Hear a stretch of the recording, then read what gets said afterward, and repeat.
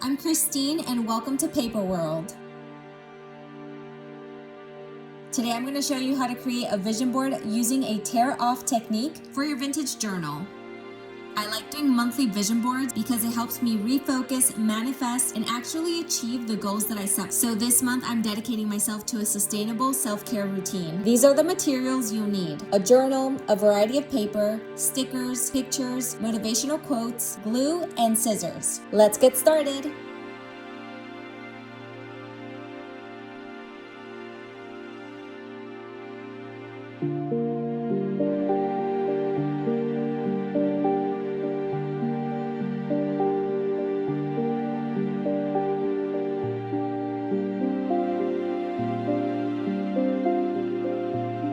The tear-off technique is exactly what it sounds like.